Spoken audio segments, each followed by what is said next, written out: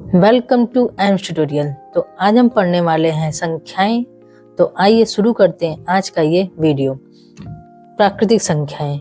प्राकृतिक संख्या वह संख्या होती है जिसमें 1 से लेके पूरा इन्फिनिटी तक होता है, मतलब अनंत तक होता है। इसको जैसे कि प्राकृतिक में जो भी चीजें हैं उसको गिनने के लिए ये संख्याएं बनाई गई हैं।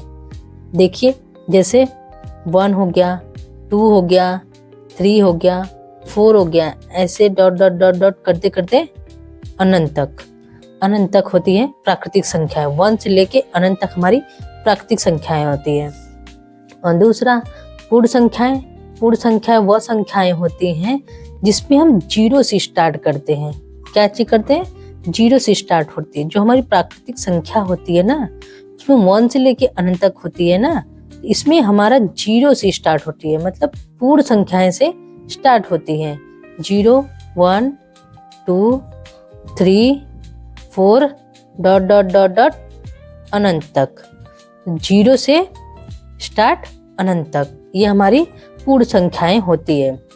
एक ये प्रश्न उठ सकता है कि प्राकृतिक संख्याएं पूर्ण संख्याएं हो सकती हैं? सभी प्राकृतिक संख्याएं पूर्ण संख्याएं हो सकती है, लेकिन सभी पूर्ण संख्याएं प्राकृतिक संख्या नहीं हो सकती। ये आप नोट कर लीजिएगा।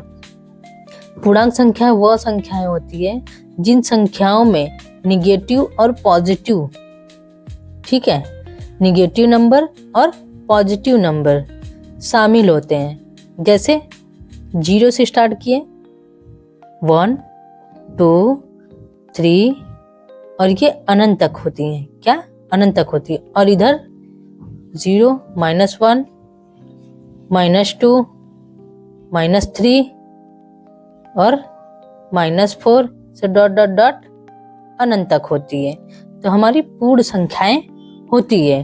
एक तरफ हमारा 0 से स्टार्ट 1, 2, 3 अनंत तक होता है, और एक तरफ हमारा -1, -2, -3 ये अनंत तक होता है। तो ये हमारा क्या कहलाता है? पूर्णांक संख्याएं कहलाता है। ठीक, सभी पूर्ण संख्याएं पूर्णांक संख्याएं कहला सकती है। जैसे देखिए, इतना हम ऐसे ढक देते हैं, इसको ऐसे ढक दिए ना, तो ये हमारा क्या हो गया?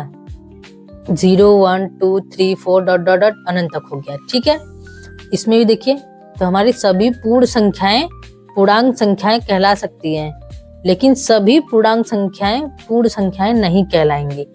ये भी नोट करने वाली पॉइंट है। तो आइए सम संख्या पे देखते हैं। सम संख्या सबसे इजी संख्या है। जो संख्या 2 से कट जाए वो हमारा सम संख्या कहलाता है। ठीक है, 2 से जो डिवाइड हो जाए संख्या वो हमारा सम संख्या कहलाता है। जैसे 2 हो गया, 4 हो गया, 8 हो गया, 6 हो गया, dot dot dot dot infinity तक। ठीक है, अनंत तक। ये हमारा क्या है? सम संख्या है। विषम संख्या क्या होता है? विषम संख्या वह संख्या होता है जो 2 से न कटे, वो हमारा विषम संख्या कहलाता है। जैसे 3 हो गया, 5 हो गया, 7 हो गया, 9 हो गया, 11 हो गया, और ये अनंत तक। भाज्य संख्या वह संख्या होती है जिनमें कई अंकों से भाज्य चला जाए, मतलब मल्टीपल हो, ये कह सकते हैं। ठीक है, जैसे 8 हो गया, 9 हो गया, 10 हो गया, 12 हो गया। अब एक एग्जाम्पल की तरीके से हम लोग सीखते हैं। जैसे इसका क्या है? 1 हो गया, 2 हो गया, और एक तो खुद 4 है। इसका मल्टीपल क्या है? 1 हो गया, 2 हो गया, 4 हो गया। अब 8 का यहाँ पे देखते हैं ना। जैसे 8 है, 8 का मल्टीपल देखिए क्या क्या है। 1 तो हो गया, 1 से ऑलरेडी सब संख्याएं काटता है। 2 हो गया, 4 हो गया, और खुद ये एक 8 अपने आप है ही। 8 बन जाए 8, खुद से ही कट जाता है।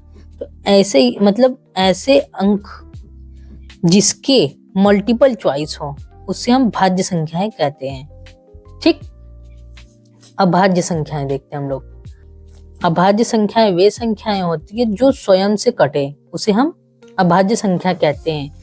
जैसे 1 हो गया, 3 हो गया, 5 हो गया, 7 हो गया, 11 हो गया, 13 हो गया, ऐसे डॉट डॉट डॉट डॉट अनंत तक। जितनी भी संख्याएं स्वयं से कटेंगी वो हमारी अभाज्य संख्याएं होंगी। परिमेय संख्याएं। परिमेय संख्याएं वे संख्याएं होती है जो p बाई क्यू के रूप में हो, p बाई क्यू के रूप में हो। ठीक है, p बाई क्यू का मतलब 2/3 हो, 5/6 हो, 8/9 हो, बटा बोलते हैं इसको, क्या बोलते हैं, या फिर 2/3, 5/6, 8/9 ये हो सकता है। इसे हम बोलते हैं p बाई क्यू बोलते हैं। अपरिमेय संख्याएं वे संख्या होती है जो रूट में हो। ठीक है, उसे हम अपरिमेय संख्या कहते हैं। जैसे